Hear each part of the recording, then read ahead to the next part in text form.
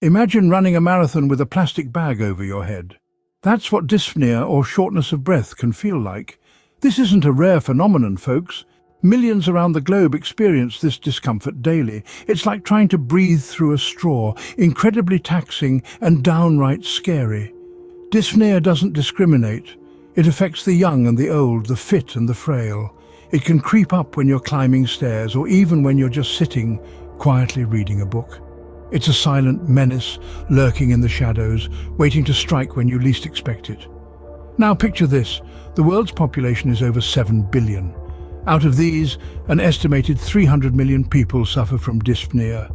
That's almost the entire population of the United States. Are you intrigued? Let's delve deeper into the causes of dyspnea. To understand dyspnea, we must first comprehend the intricate process of breathing.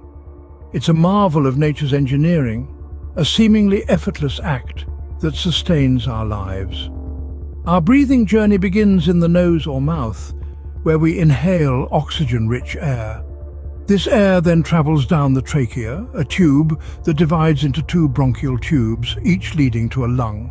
Inside the lungs, these tubes further branch out into a network of smaller tubes called bronchioles, which end in tiny air sacs known as alveoli.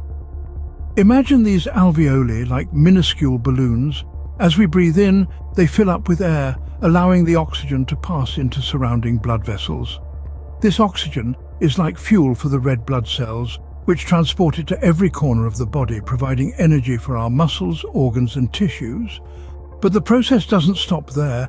As our bodies use the oxygen, they produce carbon dioxide, a waste product that needs to be expelled. So the red blood cells pick up this carbon dioxide, returning it to the lungs. Inside the alveoli, the carbon dioxide leaves the blood, ready to be exhaled out of the body. And the heart, that tireless organ, plays a central role in this saga. Beating an average of 100,000 times a day, it pumps the oxygenated blood throughout the body, and then brings back the deoxygenated blood to be refreshed once more. In each of these steps, from inhalation to exhalation, from the nose to the lungs to the heart, countless things can go wrong. But when everything works in harmony, it's like a beautifully orchestrated performance, a symphony of life happening right inside us. Breathing is not just about survival, it's an intimate connection to the world around us.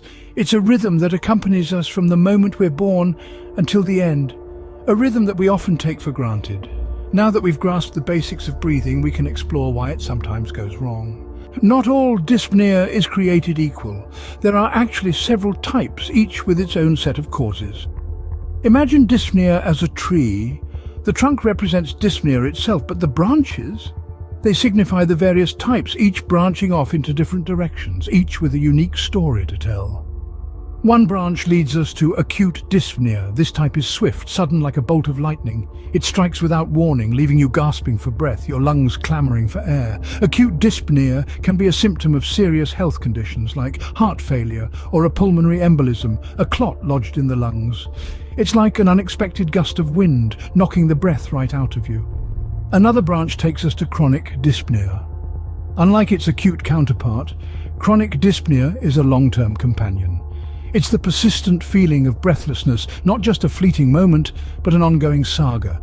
It's usually associated with conditions like asthma or chronic obstructive pulmonary disease, where your lungs are constantly working overtime like a tireless engine that just can't catch its breath.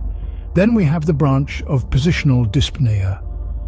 This type of breathlessness is dependent on your position. Ever felt breathless when lying down but find relief when you sit up? That's positional dyspnea. It's commonly seen in heart failure patients where gravity plays an unwanted role in making breathing more difficult. Another branch introduces us to trepopnea. This is when breathlessness occurs in one position but not the other. It's like a tricky game of musical chairs where every position is a gamble and breathlessness is the unwanted prize. Finally, we have exertional dyspnea. This type of breathlessness occurs when you exert yourself physically. It's your body's way of saying, slow down, take a breather. It's common in conditions like heart disease or lung disorders, where even simple activities can feel like running a marathon.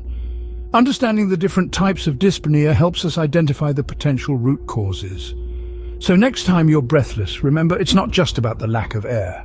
It's a tale of different types, each with its own story and potential underlying cause. Ever thought your heart could betray your lungs? In the world of dyspnea, it happens more than you'd think. We often view our hearts as the loyal leaders of our bodies, working tirelessly to pump life-giving blood to every nook and cranny. Yet even our hearts can falter under certain conditions, leading to breathlessness or dyspnea. Let's turn our attention to heart disease. Picture your heart as a tireless engine pumping out a steady rhythm. Now imagine if that engine starts to stutter or slow. That's the reality for those with heart disease. Their hearts struggle to maintain that steady beat, causing less oxygenated blood to reach the lungs. This results in dyspnea as the body craves for more oxygen. Then there's a condition called congestive heart failure.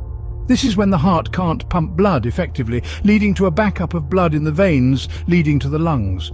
This causes fluid to leak into the lungs, making it harder to breathe.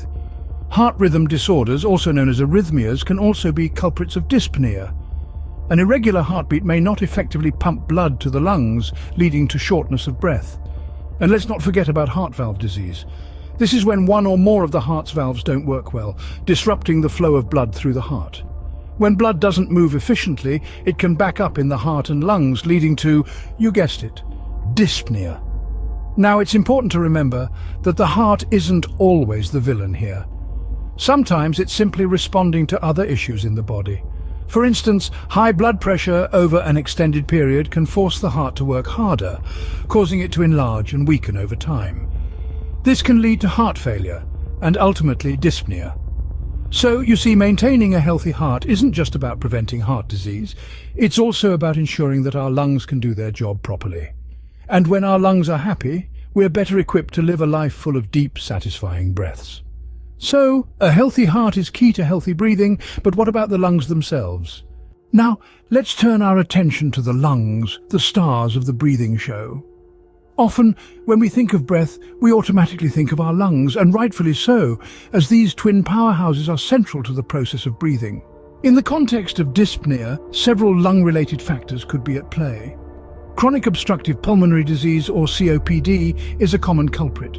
This group of lung conditions includes emphysema and chronic bronchitis, both of which can cause breathlessness. Think of it as trying to breathe through a narrow straw. Not exactly a walk in the park, is it? Asthma, another common lung condition, can also cause dyspnea. During an asthma attack, the airways narrow and produce extra mucus. This makes it harder for air to pass in and out of the lungs, resulting in shortness of breath. Pneumonia, a lung infection, can also lead to dyspnea. The infection causes inflammation in the air sacs in your lungs, which can fill with fluid or pus, making it difficult to breathe. Imagine your lungs as sponges, soaking up the air's oxygen and releasing carbon dioxide. Now, think of these conditions as obstacles, hindering your lungs from performing their essential function. It's like trying to absorb water with a sponge that's full of holes. Pulmonary embolism, a blood clot in the lungs, is another cause. This clot can block blood flow to the lungs, leading to sudden severe shortness of breath. Lung cancer, while less common, can also cause dyspnea. The tumour can press against the airways, making it difficult to breathe. These are just a few examples of the lung-related factors that could lead to dyspnea. Each of these conditions affects the lung's ability to function properly, thus leading to difficulty breathing. Clearly, the lungs play a vital role in breathing, but they're not the only ones. Next, we'll look at other factors that can contribute to dyspnea, so stay tuned and don't forget to breathe easy. Surprisingly, not all causes of dyspnea are lung or heart-related. Let's explore these lesser-known culprits. In the intricate web of health, certain unexpected factors can contribute to the onset of dyspnea. Take anxiety, for instance. When anxiety strikes, the body's natural fight-or-flight response kicks into gear, causing rapid breathing or hyperventilation. This can result in a feeling of breathlessness, a common symptom of dyspnea. The connection between the mind and body is truly fascinating, isn't it? In fact, certain panic disorders can mimic the symptoms of dyspnea so closely that individuals often end up in emergency rooms, convinced they're experiencing a heart attack. It's important to note, though, that while anxiety-induced breathlessness is not immediately life-threatening, chronic anxiety can have a detrimental effect on overall health and should be addressed with the help of a mental health professional. Now let's shift our focus to obesity. Obesity can cause dyspnea due to the extra weight that the lungs have to lift to expand during breathing. This weighty issue puts a strain on the respiratory muscles, making each breath more laborious and leading to a sensation of breathlessness. It's a stark reminder of how maintaining a healthy weight can have far-reaching benefits for our health, including our ability to breathe with ease.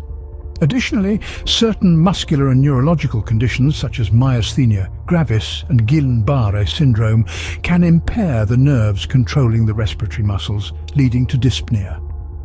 And let's not forget about anemia, a condition characterized by a lack of healthy red blood cells to deliver adequate oxygen to the tissues and organs. This can also result in dyspnea.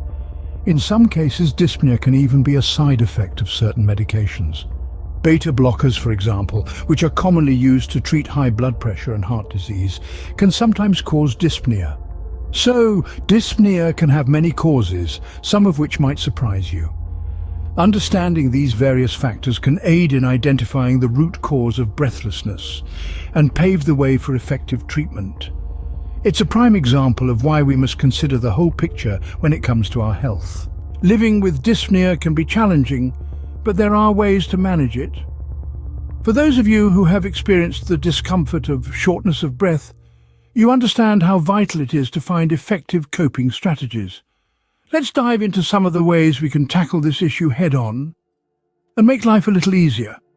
Firstly, lifestyle changes can make a significant difference. Incorporating regular physical activity into your daily routine can enhance your lung capacity and overall respiratory health. It doesn't have to be strenuous exercise, even a brisk walk can do wonders. Secondly, maintaining a healthy diet can be beneficial. Consuming foods rich in antioxidants can help reduce inflammation in the lungs. These include berries, nuts, and leafy green vegetables. Also, staying well hydrated can keep your airways moist and lessen the severity of dyspnea. Smoking and exposure to pollutants can severely intensify dyspnea. Therefore, quitting smoking and avoiding polluted environments can significantly alleviate symptoms. Now, let's talk about medical interventions. While lifestyle changes are essential, they often need to be complemented by medical treatments. Bronchodilators, for instance, can help relax the muscles around your airways, making it easier to breathe. Oxygen therapy is another common treatment, particularly for those with severe dyspnea. In addition, there are a variety of breathing techniques that can aid in managing dyspnea. Diaphragmatic breathing, for example, involves deep inhalation through the nose, followed by slow exhalation through the mouth. This method can help maximize air distribution in your lungs. Lastly, psychological support can be immensely helpful. Living with dyspnea can be stressful, and that stress can, in turn, exacerbate symptoms. So, consider seeking support from mental health professionals or joining a support group. Remember, it's crucial to consult with your healthcare provider before making any major changes to your treatment plan. They can guide you towards the most effective strategies based on your individual health needs. So while dyspnea can be daunting, it's not insurmountable. With the right tools and strategies, you can live a quality life even with dyspnea. And remember, you're not alone in this struggle. There are plenty of resources and support systems out there to help you along the way. We've taken a deep dive into the world of dyspnea, from its complex causes to its potential solutions. Together, we've journeyed into the intricate web of the human body, unlocking the secrets behind this common yet often misunderstood condition. We began by grasping the breathtaking facts about dyspnea, understanding its prevalence and impact. We then ventured into the anatomy of breath, appreciating the amazing machinery that powers every inhale and exhale. From the delicate interplay of muscles to the vital role of the lungs and heart, we've seen how our bodies orchestrate the simple act of breathing. Next, we examined the different types of dyspnea, from the acute to the chronic. We discovered how this breathlessness could be a red flag for various underlying conditions, making it essential to identify its type and seek appropriate medical attention. We then delved into the cardiac and pulmonary factors behind dyspnea. We learned how conditions affecting the heart and lungs could lead to breathlessness, underscoring the interconnectedness of our body systems. From heart disease to asthma, we've seen how dyspnea can be a symptom of these serious health issues. We also discussed other factors that could contribute to dyspnea, from anemia to anxiety. We highlighted the importance of a holistic approach to health, acknowledging that physical and mental well-being are deeply intertwined. Finally, we touched upon coping strategies for dyspnea, from lifestyle changes to medical treatments. We emphasized the need for personalized care, recognizing that each individual's journey with dyspnea is unique. This exploration of dyspnea underscores the importance of understanding our bodies, of listening to its signals, and of seeking professional help when needed. It's a testament to the power of knowledge, of how understanding a condition can empower us to take control of our health. Thank you for joining me on this exploration of dyspnea. If you found this video helpful or informative, please like, subscribe, and share. Remember to consult your doctor for any health concerns.